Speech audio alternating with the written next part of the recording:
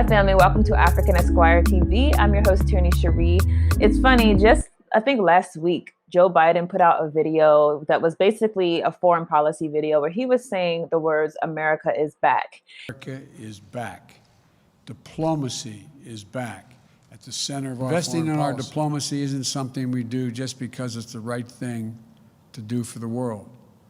We do it in order to live in peace, security, and prosperity. We do it because it's in our own naked self-interest.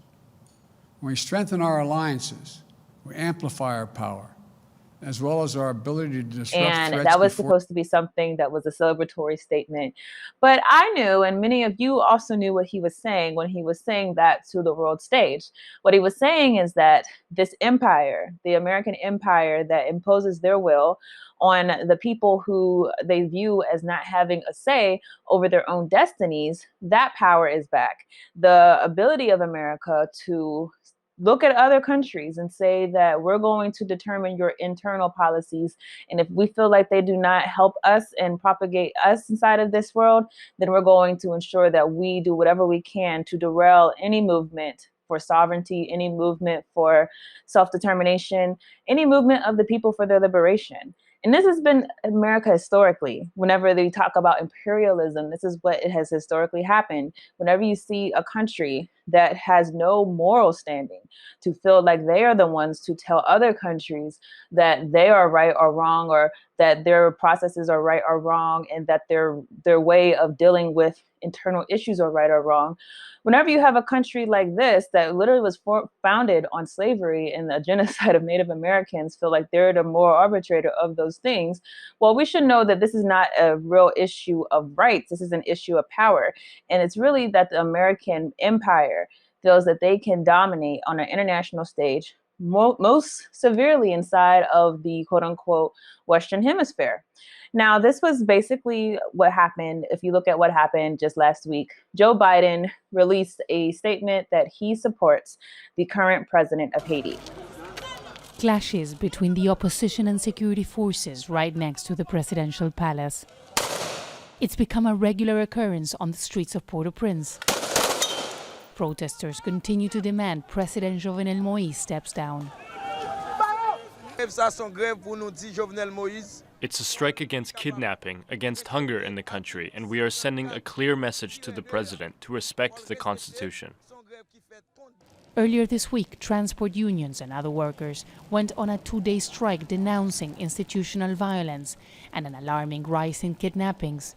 Human rights groups say at least 1,000 people were kidnapped in 2020. When someone is kidnapped, the person must go to the street and ask for Jovenel Moïse to give him security. That's the reason why we organized 2 days of lockout to show Jovenel Moïse that we can't accept this situation, But as soon as the lockout finished, the kidnapping restart quickly.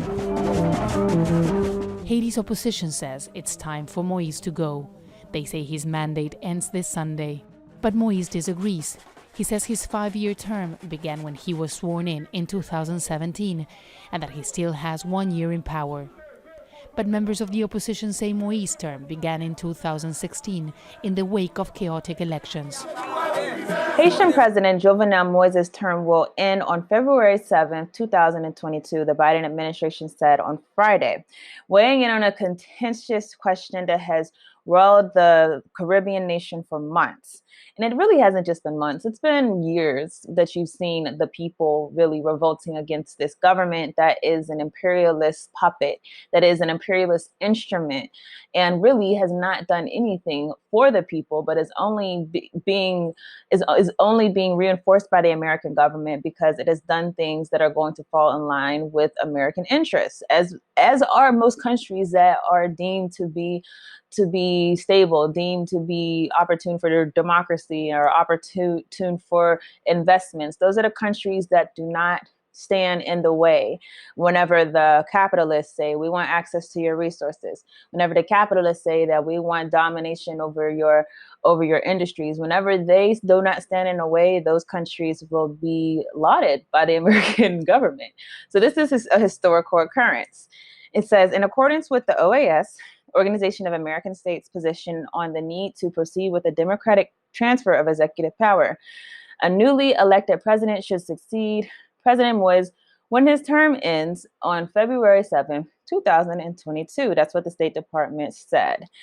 Now, the ironic thing is that statement was said by the State Department spokesman, Nat Price. But then right after that, he says, the Haitian people deserve the opportunity to elect their leaders and restore Haiti's democratic institutions. And the question is, what do you mean restore? If you're going to essentially say that his exercise of power is legitimate, but then you're saying they need to restore democratic institutions, you're admitting that you know that this president is not a democratic president, is not a representative president, is not someone who is doing right by the people, especially when you look at the issue of human rights, when you look at different atrocities that are happening against people who basically organize against the government. So it says it right there. They know that this is not a quote unquote democratic institution, a democratic government. It's not a government that's representative of the people. Now, the Biden administration's expression of support is significant for Moise because it comes at a crucial time as he faces intense pressure from the political opposition to step down. Price told the VOA that the U.S. Embassy in Haiti maintains contact with members across the political spectrum, that the United States, like the OAS, has consistently called on all political forces to adhere to the spirit of constitutional order, which we know is not true, because if they cared about the spirit of constitutional order, the United States would not have tried to push out so many presidents and have succeeded at pushing out so many presidents. But most recently, we think about Nicolas Maduro. If you were so concerned about constitutional order, you would not essentially elect someone who you want to be in the presidency, despite the fact that that person wasn't elected by the people. But this is hypocrisy, of course. Now, a lot of this is happening at a crazy time for Haiti, and we know that consistently our people have been struggling over there, or consistently our people have been speaking out against U.S. imperialist interest in their country and just pushing back altogether. This is not something new. This is not something that's recent. As always, imperialism also poses problems to the oppressive countries or the colonial countries that are said to be reaping the benefits of that, because obviously whenever you're doing things that are going to destabilize governments, destabilize people, the results are going to be those people many times are going to flee. And obviously, a lot of Haitian refugees have gone to America, the same country that is responsible for a lot of their misfortune, has fled to this country for some type of safety and stability. But ironically, this is just within the same week that Joe Biden releases this statement. We're getting all this news that basically Haitian refugees are being targeted by the US government and being sent away in droves. So think about it. The government basically completely destabilizes the Haitian government, destabilizes the economic process, the political process rather of the Haitian people. And after the ramifications of that are building up, after people are suffering and therefore fleeing their country, when they come to your country, you deport them in inhumane ways. You might say, what type of inhumane ways? Well, there was just a story that was released that 20 babies were deported back to Haiti. So let's read this story. It says the U.S. Immigration Customs Enforcement, ICE, has deported at least 72 people to Haiti on Monday, including a 2-month-old baby and 21 other children, in an apparent flagrant breach of the Biden administration's orders, only to remove suspected terrorists and potentially dangerous convicted felons. The children were deported to Haiti on Monday on 2 flights chartered by ICE. The removals sent vulnerable infants back to Haiti as it is being roiled by political unrest. ICE is facing rising chorus of denunciation as a rogue agency for its apparent refusal to abide by the new guidelines laid down by the Biden administration. The incoming administration ordered a 100-day moratorium on deportations, but essentially ICE said, we don't have to listen to you, which is kind of crazy. What we see is that imperialism really is a two-headed dragon. They will ruin your country, and then whenever you try other means, such as fleeing your country to their country, they will ruin your life there. They will oppress you there, and they will send you back with no mercy given, even to your children, even to babies. This is the cruel nature, obviously, of how things are done, but yet we know that with African people, this is something that is not unique.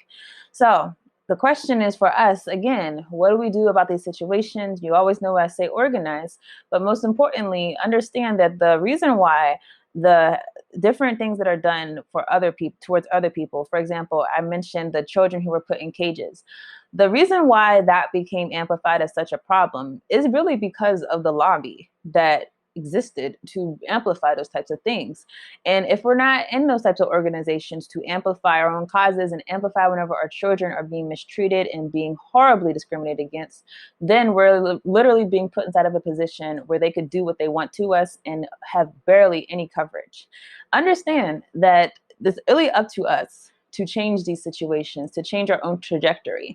And as far as the Haitian people, they're taking things into their hands. You're seeing consistently, they're pushing back against the government, they're pushing back against imperialism. But for us who are based inside of America, what are we going to do to support them? What are we going to do to make sure that their amplified voices are heard among our African communities? How many of us are really aware of what's going on in Haiti? How many of us are really aware of the implications of US foreign policy, not just right now, but for probably 100 years towards Haiti? How many of us are willing to confront that with our people in a global united front? The more that we can take those types of stances, the more of a threat we are to this global domination, and the more we're able to defend ourselves. Understand these things are reciprocal. The same oppressive powers that are seeking you, the same oppressive powers that are clenching down and oppressing you, are the same ones that will oppress your people. So that's what I have on this story. I hope you guys will do something to, again, further amplify what's going on. And I will see you all in the next video. Hey family, this is Tierney Cherie. I'm here to make an announcement that I'm very, very excited to make. I'm excited because I really think this is something that is important for our people. Otherwise, I would not have devoted so much time and energy towards it. So I finished my first book, and the book title is Fostering False Identity, the Child Welfare System's Design of Social Control of the Black Family. Now, why is this book something that I think will be very important for our community? Well, number one, it's dealing with the system of white supremacy, particularly the way that the system has targeted our children. If you don't know, our children are literally our future. Without our children, we have no future. And so understand that the system is very crafty when figuring out what to derail first. And to me, it's no mistake that the system particularly went after the Black family. If you look at what happened whenever we were enslaved by this system, and continues to go after the Black family, continues to go after Black children, continues to try to villainize African parents. So for that, I wanted to particularly talk about this subject. Now, the other thing that the book will deal with is our African identities. Why is it that our African identities are a threat to this system? Why is it that whenever we want to identify ourselves as being African, we get so much drawback inside of the Black community? I think a lot of us are not aware of the history of assimilationist thought inside of our community, this idea that we have to be close to white in order to be accepted. And so that's another subject that we delve into in this book. So I'm hoping that anyone who is, obviously, if you're a parent, a Black parent, and you really want to understand why it is that these systems are going after your children, I encourage you to read this book. I hope that it will arm you with a lot of knowledge and a lot of foresight, not just about how to protect your own children, but how to organize in your community, because that's really the purpose of the book, is to say that we have to organize among ourselves in order to protect ourselves from this white supremacist system. And then obviously, if you're an organizer in general, this is something that I think is important for you to read, because like I said, this is a subject in the Black community that we just don't discuss enough. Child welfare is not something that is going to get enough attention. People, obviously, will organize them around other causes, but this is one that is really important that I feel like we have to pay more attention to.